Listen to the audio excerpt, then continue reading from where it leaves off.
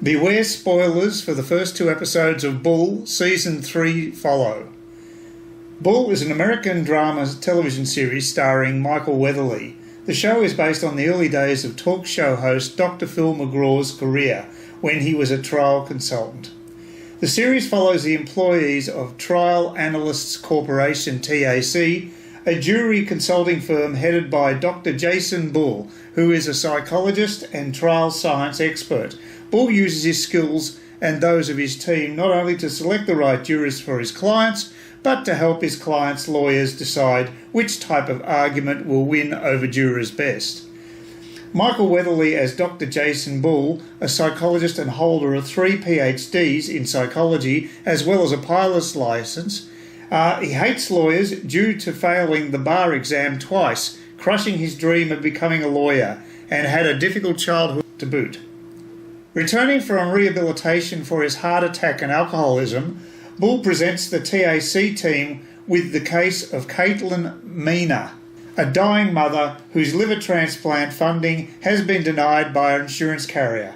In a twist, Bull announces that TAC will be representing the insurance company, stating he met the company's CEO in rehab and was offered a $2 million per month retainer. I enjoyed this episode as it tackled the vexed issue of who should be given priority in the allocation of liver transplants. As the representative of the insurance company, Bull and his team presented a succession of more worthy transplant recipients, people who would get many more years of additional life compared to Caitlin Maynard, who might live an additional 42 months. The jury felt likewise and sided with the insurance company. So far, so good with this Bull episode.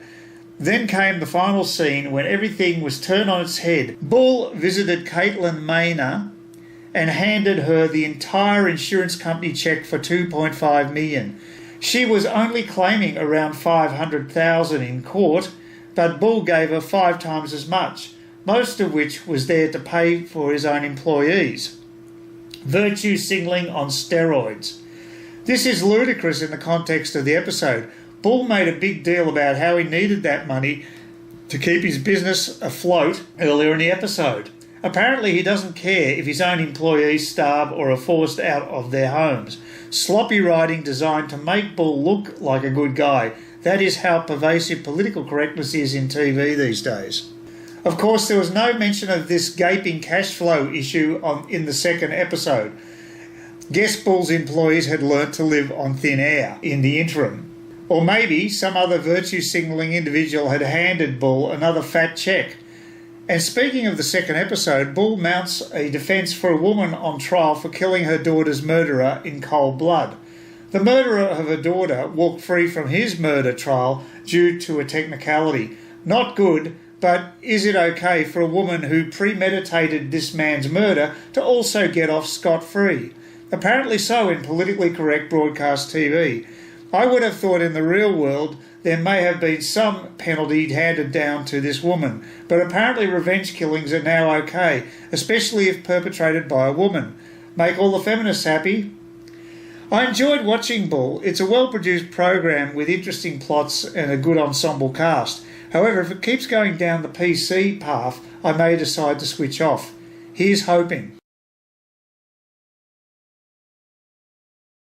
Insurance companies are usually portrayed as a classic villain. I've actually worked for several insurers and found them to be good employers. On the other hand, I've had hassles claiming medical insurance. I rang one company who employed people just to say no when asked if you would be covered. A real John Grisham moment for me. That same company paid for my medical insurance when I lodged a claim. So the person who was on the phone was just there to put claimants off. Totally immoral in my opinion.